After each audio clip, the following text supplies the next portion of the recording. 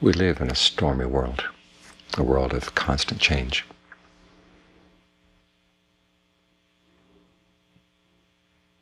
As in that chant we chanted just now about aging, illness, and death, separation.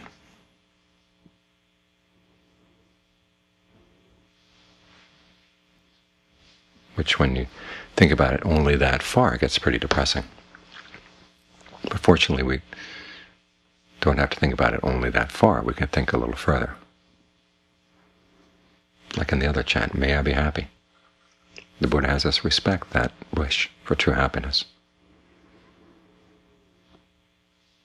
And he points out the way to true happiness, which is through our own actions.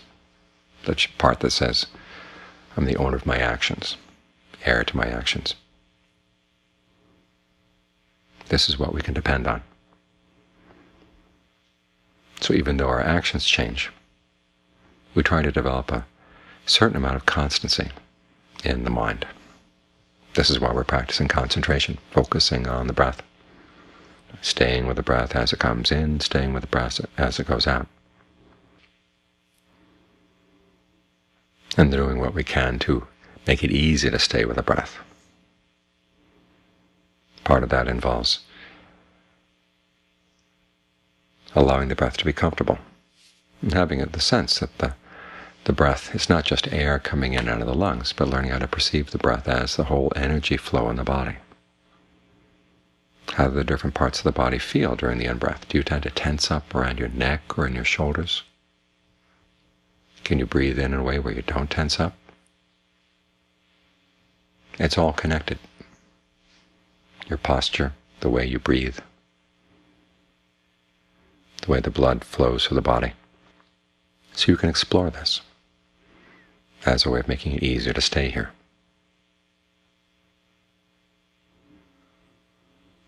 Another way of making it easier to stay here is have the right view about what you're doing. It may seem a little thing, just keeping the mind in one spot. You can think of all the other things you might be doing right now, all the other responsibilities you have, and that can pull you away. Because it's not just greed, anger, and delusion that pulls us away. It's also a sense, well, I've got to think about this, I've got to prepare for that, I've got all these other responsibilities out there in the world. Things you've got to prevent, things you've got to encourage. But when you think in those ways, you're neglecting one of your major responsibilities, which is that if you're going to do anything effective, anything skillfully, the mind has to have a good solid basis inside. It's like a post at the edge of the sea.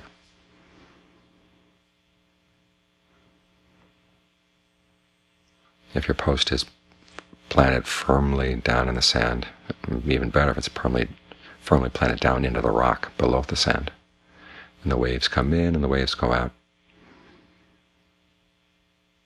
But the post doesn't go in, doesn't go out.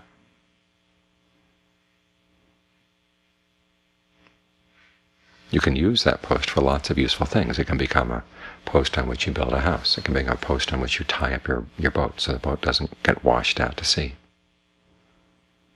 And the post itself doesn't get damaged much by the waves.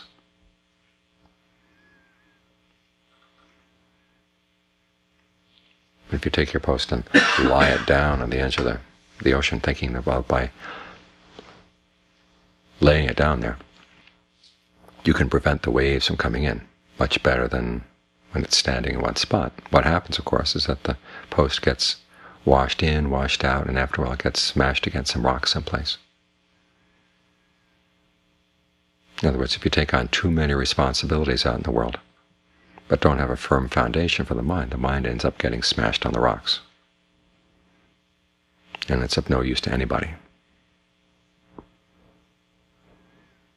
So even though you may be focused on one small point right here, just on the breath and the body, either the whole body, or if you can't manage the whole body, just find one spot where you can hang on, be aware of the energy right there. It may seem like you're neglecting your other responsibilities, but you're not. You're providing a solid foundation for the mind, and a mind with a solid foundation is a lot more useful, both for you and for the people around you. It take this as your first responsibility.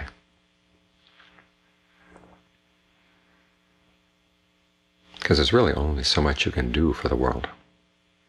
You think about other people you'd like to help, but there are areas of their minds, areas of their experience where you can't reach, where you can't touch them at all.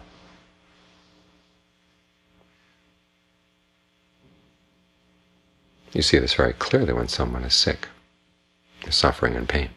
You can't go in and help share out the pain. You may be able to give them a medicine that helps relieve the pain somewhat, but sometimes there's a lot of pain that goes beyond the reach of any morphine or any opium, any painkiller at all. And that's where that person has to be responsible for him or herself.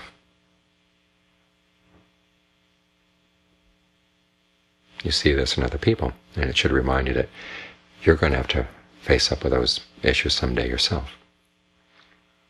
And that's an area where each of us has to be responsible. If we can be responsible about how we handle our pain, it's a lot easier on the people around us.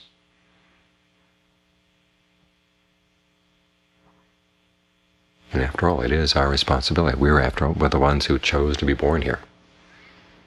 It was because of our desires and our cravings that we took birth as human beings. When you're responsible for birth, then you also have to be responsible for how you handle your aging, your illness, and your death. They all come part of the same package.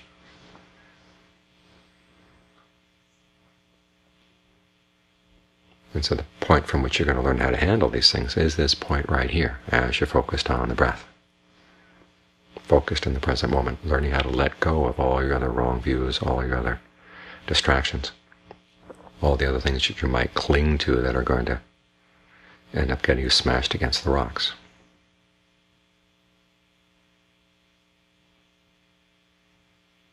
So try to maintain this spot.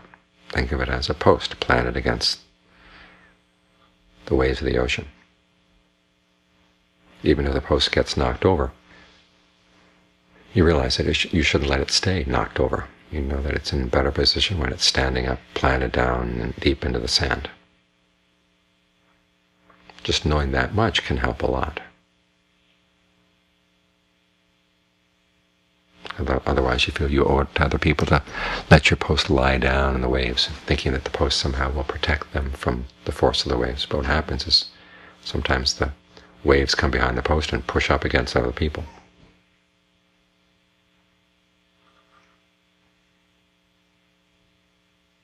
So it's both for your own good and for the good of the people around you that you try to keep this post firmly planted right here.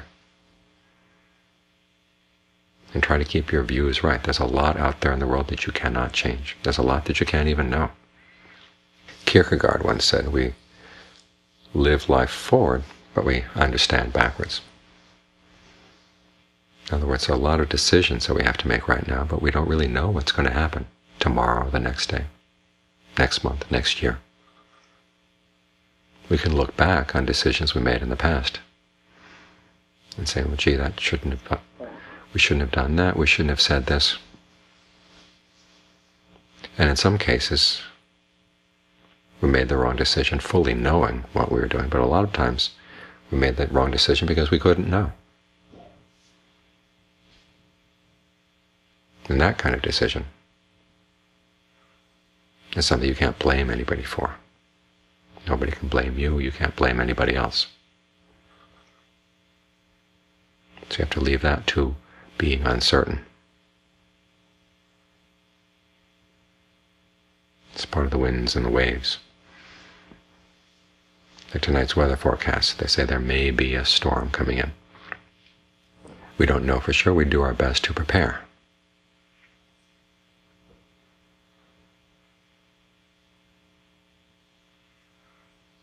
And if the storm doesn't come in, what do we say? Well, it was a waste of time, a waste of energy, we could have done other things. That's not the right attitude. You prepare as best you can. And as for the things you don't know, you just let them go. What you do know are certain basic principles. If you can develop more mindfulness, more alertness, more concentration in the mind, more discernment, you'll be better prepared for handling things as they come up, even if you don't know ahead of time what they are, what they'll be. if you've got these qualities developed in the mind, you'll be in a better position to handle things. And one way of developing these qualities is through giving the mind one place to stay, and then maintaining that in the face of all the other things that might come to knock it over. In some cases that requires just being mindful and alert to what's happening. Other cases it requires more discernment,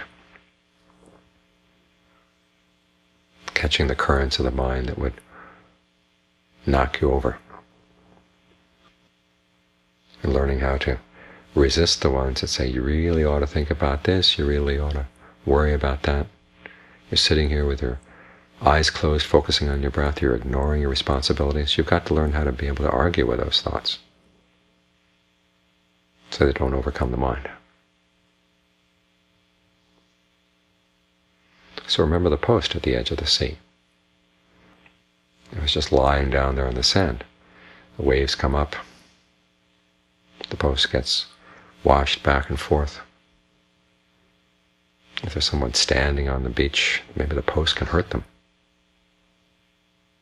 And as I said, if there are rocks on the beach, the waves might wash the post up against the rocks, smash it. You don't want that. If your post is planted firmly there at the edge of the water, it's a lot more useful for yourself and for the people around you.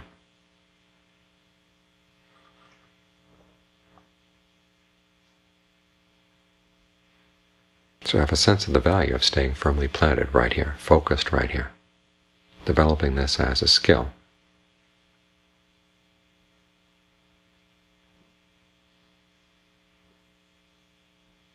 Getting the mind as constant as possible. And we know that the constancy that you create through concentration like this cannot be totally constant. After all, you're building your path here out of what are called aggregates.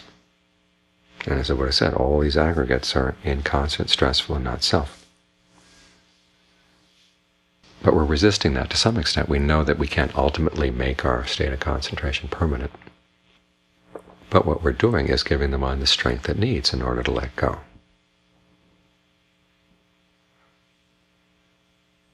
Of things that cause harm, of things that cause suffering.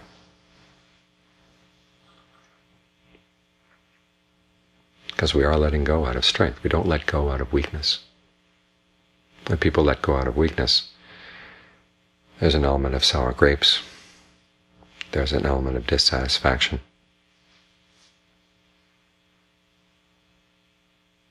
Which means that they don't really let go. They're hoping for some other time when they can latch on again.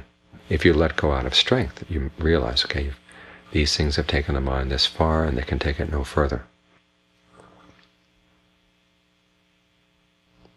And the only thing that's keeping you from going further is the fact that you're holding on. That's when you let go out of strength. When you let go in that way, you find that there is something deep down in the mind that is constant, totally free from stress.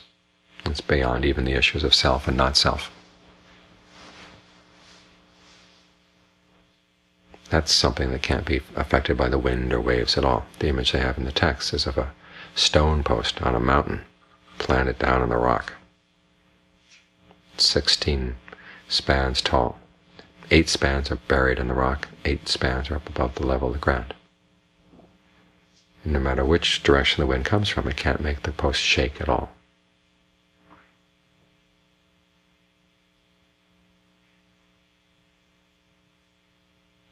But until you can get to that point, you can use your post at the edge of the ocean. As I said, it may get knocked over every now and then, but you know well enough that once it's knocked over, you plant it down in the sand again.